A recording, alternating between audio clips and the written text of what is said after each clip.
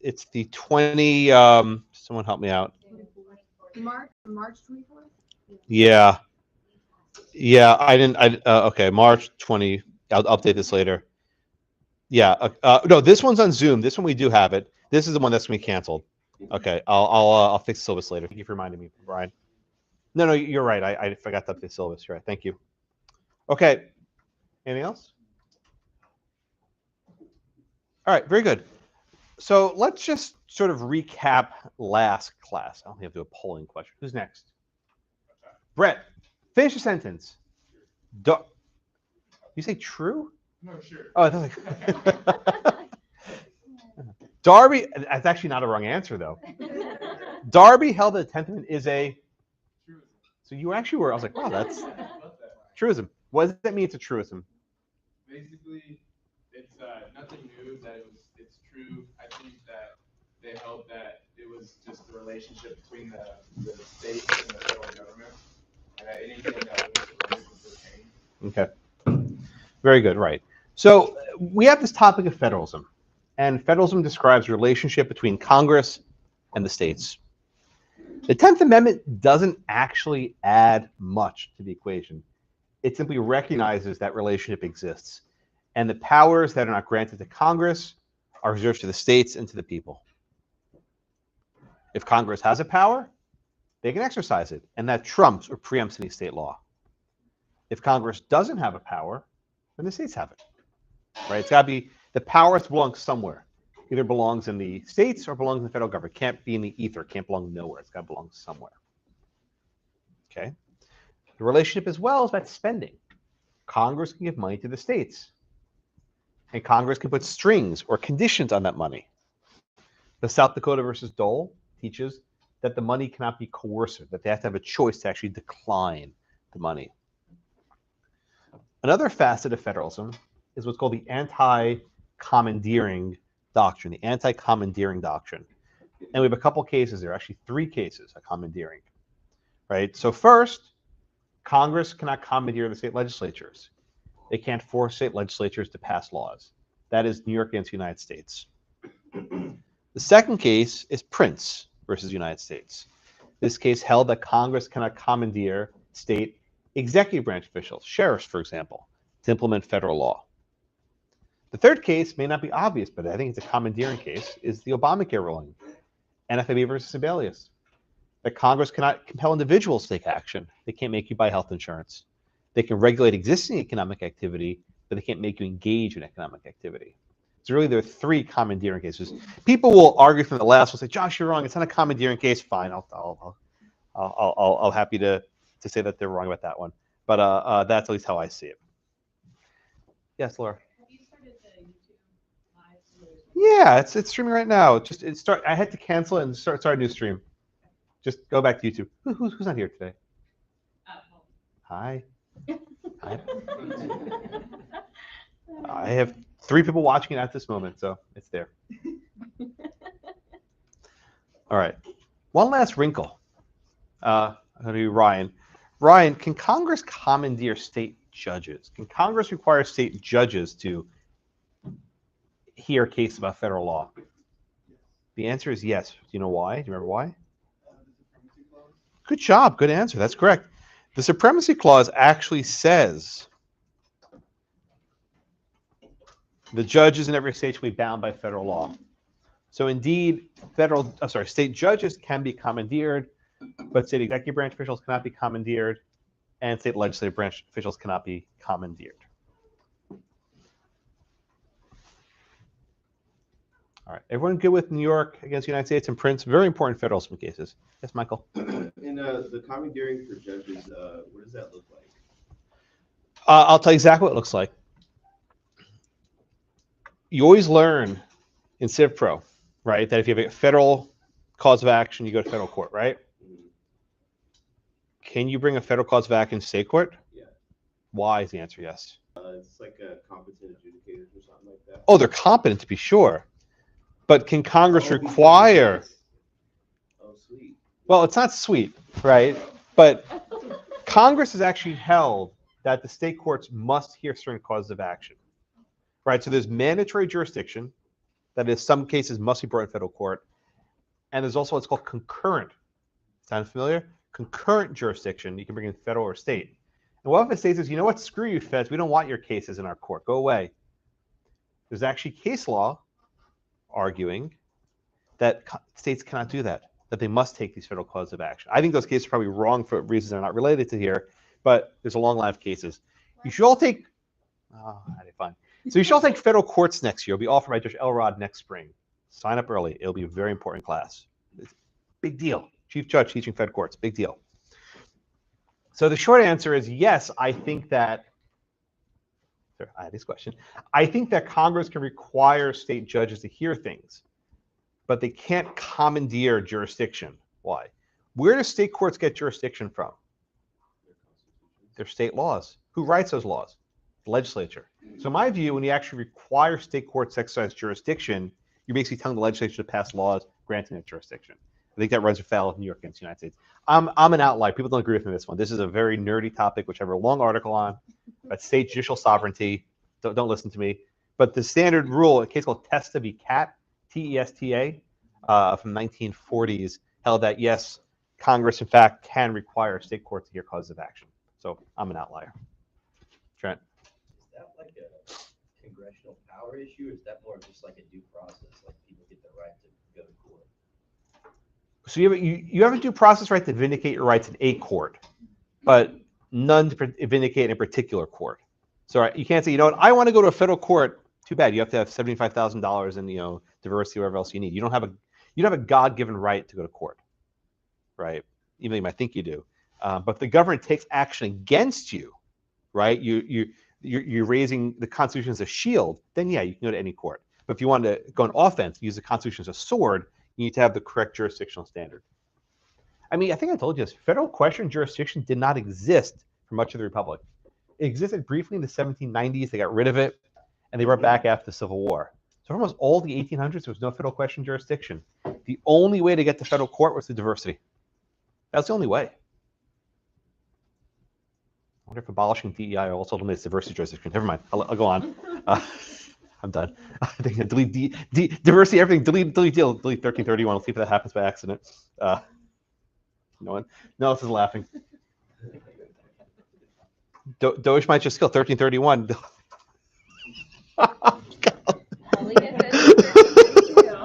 Is it 1332? Oh, is it? Oh, 32. I'm sorry. Federal Quest 31. Yeah, maybe Doge will just kill 1332 by accident. Oh God, Lord help me. All right, Elon, don't listen. All right. What else? What other questions? Third one, two. Okay, I'm sorry. I mistaken. Make culpa. All right. So I teach this class not to sit for. I would teach it for. I love to teach it one day. It just hasn't happened yet. I'd like to teach it. I think it'd be a fun class to teach. All right. What else? Let us move on. So we've been spending the first month of the semester on like one part of the Constitution, right? We had 9 classes on Congress's powers. And as Brenda told us, we only have 2 classes on the president's powers. Does that seem a little weird, Brenda? Maybe not what you expected? You don't care. Yeah. There are far fewer cases about presidential powers. There are far more cases about congressional powers. And there's a reason for that. Article 1 of the Constitution is pretty long and detailed. I mean, if you just look in your Constitution, right? Article 1 begins on page 25 and ends on page 40. So like it's 15 pages in this book, right? How long is Article 2? Bless you. Begins on page 41 and 47. So it's only 6 pages. There's a lot less in Article 2 than in Article 1. I think the most useful starting point is actually right here. These are what's called the vesting clauses. The vesting clauses. What does it mean to vest? If you ever had a pension, you don't work. One day you'll have a pension, it vests, right? If you work a certain number of years, right, your retirement's settled. Vest means to grant, to give, okay? So Article 1, Section 1 is a legislative vesting clause. It says, all legislative powers herein granted to be vested in Congress. And we've talked about this. What's the meaning of herein granted? The powers that are listed in Article 1. And it's generally understood, some professors don't agree with this, and there's a different view, but the general consensus is if a power is not listed in Article 1, Congress doesn't have it. And if a power is not belonging to the federal government, what does the 10th Amendment tell us? The power belongs to the states. Right? So only the powers herein granted belong to Congress. Now, we've studied the necessary and proper clause, right? We've seen how elastic that clause gets. It's called the elastic clause, by the way, how elastic it gets. And that shows that there are a lot of other powers that perhaps are implied. But still, there are limits, right? The Supreme Court has never said Congress can do whatever it wants. There's always sort of outer bounds of power. And that's what Lopez and Morrison and Rage in the Obamacare case teach us. Now go to Article 2, Section 1. These are the powers of the executive.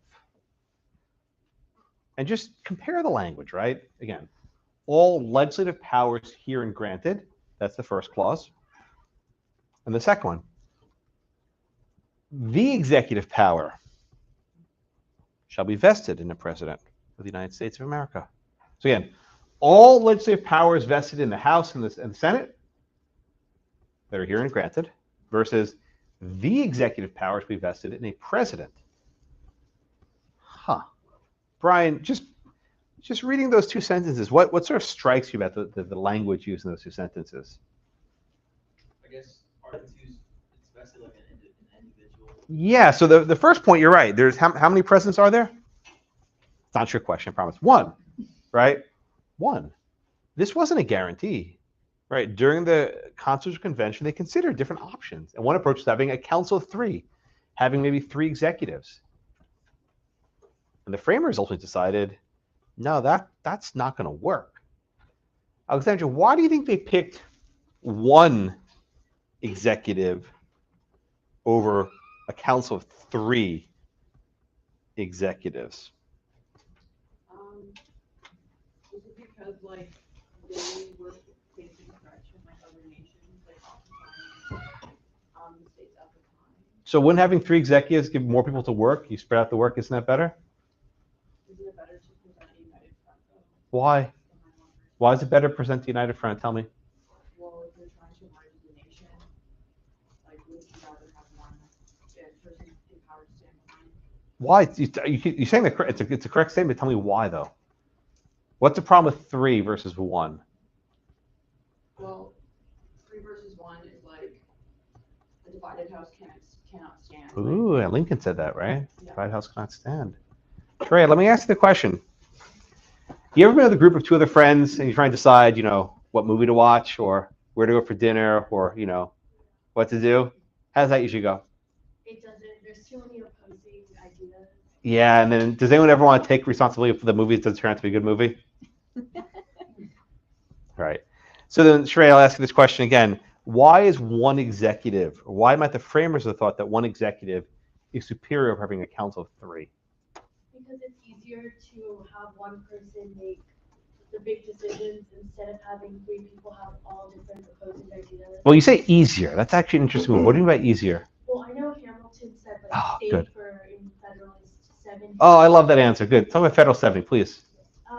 Basically, he talked about having a strong executive leader, as opposed to like the like more people under the articles, and said that there needs to be like a leading character to have a good government.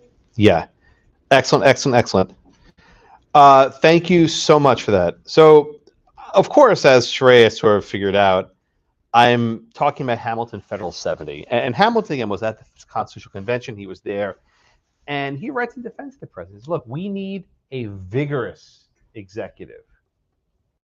Vigorous executive. Angelica, what does it mean, vigorous? What does that word mean in this context? Yeah, strong, aggressive. Why does Hamilton think the executive must be vigorous? Well, he was like several things, but like the main thing that I got from things was like if they had to go to war, that they need to make decisions quick. They need to make decisions? Well, the executive. He, or let's see, but yeah, individual, right? Yes. And why in a time of war, Angelica, would one person making a decision be more important than having a council?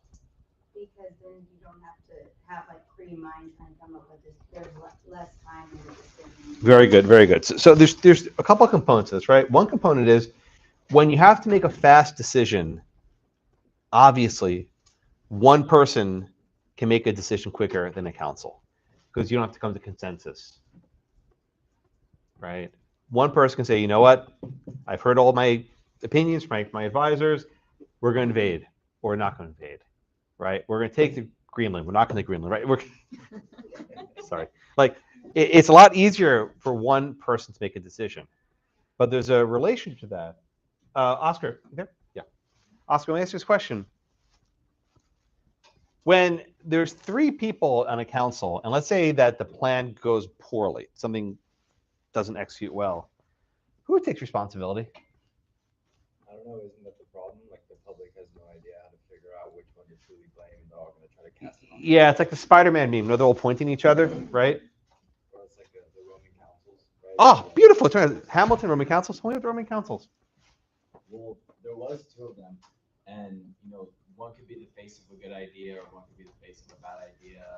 And there was also I think the whole point of it was that it can also impede on their power to expedite delegation to stuff like that. Correct. I always think of what's the movie that just came out? Gladiator 2. Those 2 guys. I didn't see it. Don't ruin it, please. Thank you. Spoiler. Oh, there was an actual Roman. It wasn't just a movie. It was an actual Roman Empire. Okay, good. We talking about the history of the movie when you said. I was giving you so much credit. Yes. So in Rome, there were the triumvirates, right? There were actual councils of 3 leaders called the triumvirates, and there was no accountability, right? When something went wrong, you didn't know who to blame. Like, oh no, that was his idea. Oh no, that was his idea, right? And you pass the blame. So a unitary executive, as a single executive, has benefits. It's vigorous. It's strong. He can make decisions quickly. And when something goes bad, you know who to blame. You know where to put the blame. Now, there's risks, though, of unitary executive, right? Fidel, what are perhaps some of the downsides or the risks that may have been seen with a single powerful executive? Swaying more to like a dictatorship. Yeah. In the history of the world, what happens when one person has too much power, Fidel?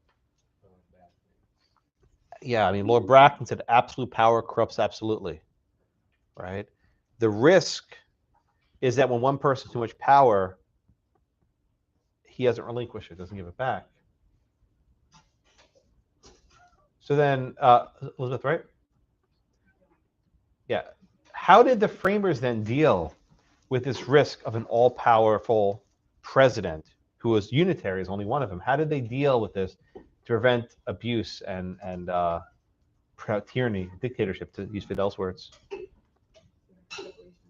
Separation of powers. Tell me more. Yeah. So, for example, Elizabeth, can the president go to war by himself? No. Who decides when to go to war? Right. President can't go to war by himself. And one more, Elizabeth. Where would the president get the money from to fund the war? Does Congress have to fund the war? No. So the framers were not. They were pretty smart. They knew what. They know everything, but they understood the history of the world, and they said we need to have a single executive who's vigorous, strong, unitary, make decisions quickly in the case of an emergency, and also accountable. That when something goes wrong, we know who to blame. Also, when something goes good, we know who to give credit to. Right? You always want to give credit to the good guy, but want to hide the blame. But they also recognize that powers have to be separated and checked. That Congress, for example, had the power over declaring war. That Congress could fund the war. Have those a judiciary as well. The writ of habeas corpus cannot be suspended. Only Congress could suspend it. They could detain people without asking permission. So the powers were checked and separated. But then we come back to the executive vesting clause. And it says the, or the if you go to Ohio State, the executive power, right? They've actually copyrighted the. There's actually, it's anyway, whatever. Wait, I don't know about this. Ohio State? The The Ohio State University? Trademark? Got to correct me all day. Yes, trademark. Thank you. I think I teach property. Yeah. Thank you, David. Yeah. So if you want to say the Ohio, it's like that's actually their thing. Yeah. All right, Damon? Thank you. Anything else we're wrong on today? We're good? Okay. So Sean, let me come to you for a second, sir. The executive power. What is the executive power, my friend? Well, according to the Constitution, you wouldn't know. So What do you mean you wouldn't know?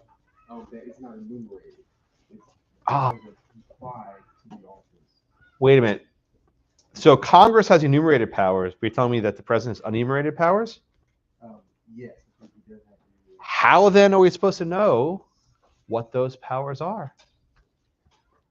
You're laughing. When he does it, the Supreme Court will decide. Oh boy. So as he says it, when you're saving the country, no, was it you have the power to do it? It can't be legal? Or as Nixon said, when the president does it, that makes it legal. Look, I know it may sound crazy, right? I know it may sound perhaps almost treasonous to some, but the president's powers are not defined. They aren't. I'll list some of them, commander-in-chief, treaties and appoint people, but much of what the president does is not written down anywhere. And I think the framers of the Constitution, at least at some level, understood this.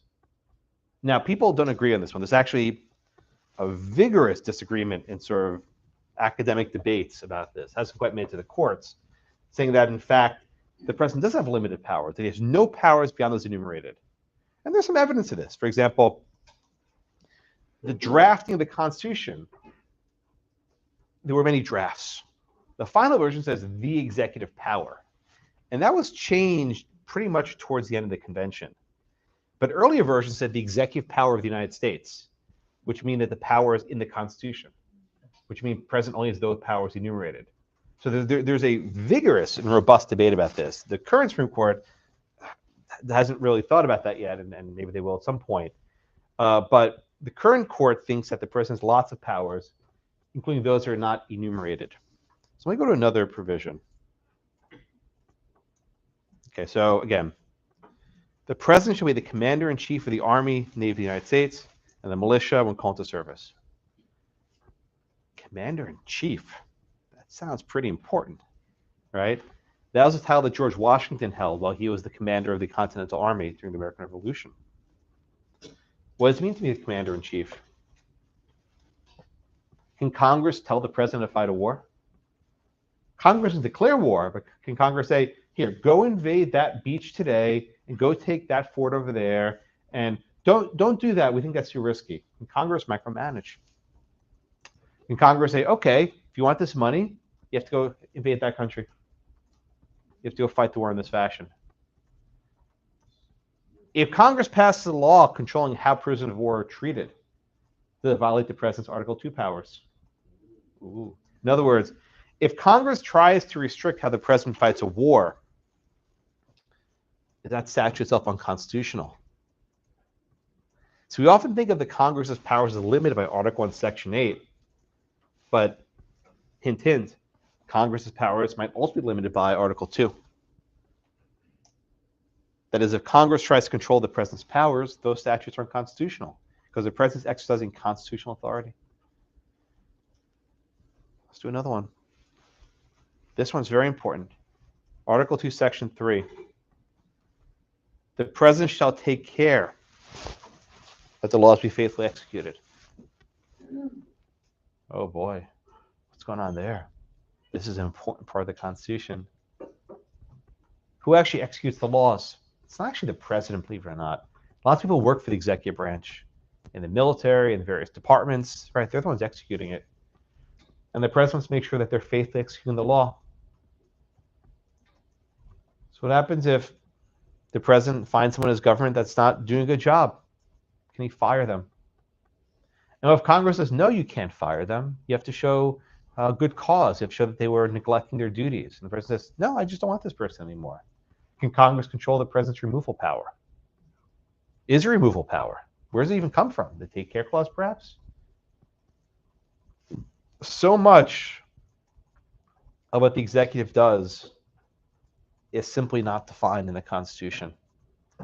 And since the beginning, since the 1790s, there have been vigorous debates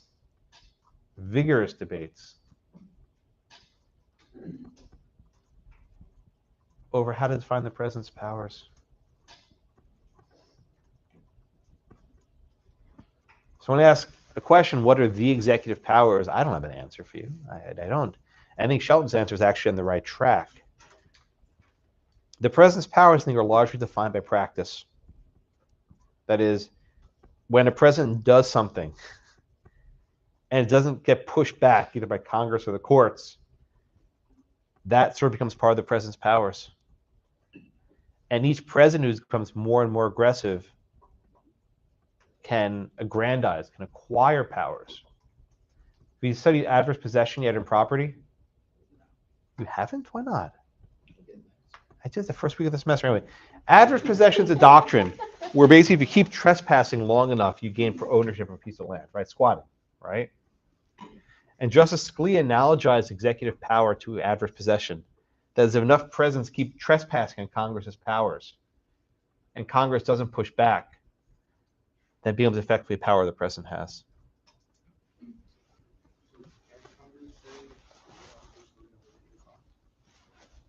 They can try.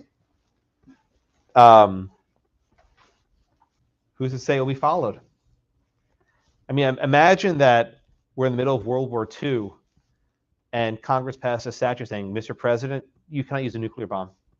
We think the cost is too high of using a nuclear weapon. You cannot launch a nuclear bomb in Japan. And the president decides, as commander-in-chief, if I want to stop this war, I need to use a nuclear weapon. What happens, Fidel? Don't say the court. That's not the answer. When you get to these conflicts between the various branches, there are not clear answers what happens. The president might argue that as commander-in-chief, I have the power to decide how to implement this war. You can't stop me. And the Congress might argue that we've declared war, we can undeclare the war. We can stop you. Congress could defund the Manhattan Project. We're going to take away all the money and no funding for the bomb-making process. Everyone see Oppenheimer, right? I could watch it. It's too hard to watch. It's just not my genre. But, you know, Robert Oppenheimer, you just stop the Manhattan Project. You stop it. So, Fidel, your question, I think, is a good one, but I think it reflects that when you actually get to sort of the rubber meets the road, this is not for the courts to decide. It's a political question. And so much of what goes on will be by the politics. Oscar, did you just perked up? I just think like maybe you could just get some private funding or something. Yeah, Elon can fund the nuke, right? I mean, Doja, just find billions just sitting down in some couch cushion somewhere, right? All right. Yes, sir. Now, if in that attempt, of course, just politically, you just lie and say, certainly I won't bomb them or just send troops and then you, of course, bomb them and keep the money. But that would then fall under, I guess, the recent immunity decision where it's under his official duty, so you can't really have any recourse on the president if he lies to Congress. Okay, I'll give you something. Politicians lie all the time. As a joke, how do you know politicians lying? Their mouth is moving, right? Look, politicians lie all the time. It's part of what they do. It's like, oh, they're shocked they're lying. Okay. Yeah, the pearls clutch harder, right? So I think the pushback, though, is truly political, right? If it becomes known the president lied about a major issue, that does burn them politically. So, for example, President Johnson very likely lied to American people at the Gulf of Tonkin invasion, which led to hostilities in Vietnam, right? President was it Eisenhower lied. There was a B-2 bomber that crashed in the Soviet Union and basically lied about it. And it turned out an American soldier was being held by the Soviets, right? Presidents have lied about a lot of things over the years, and they got caught in it. And the remedy is one of politics, it's not one for the courts.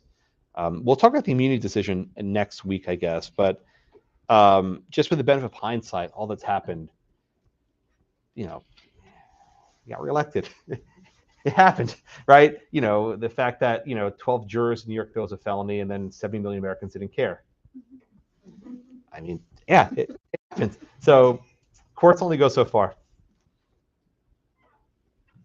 Okay, what else? All right, so let's go on to our cases for today. um,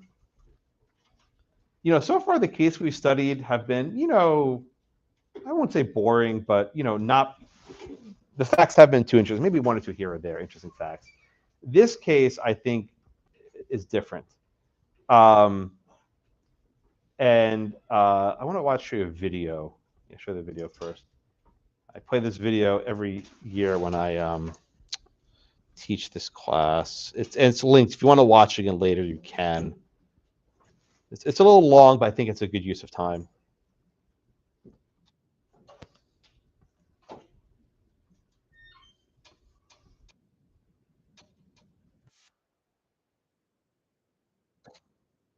Oh, it's not working. Sorry.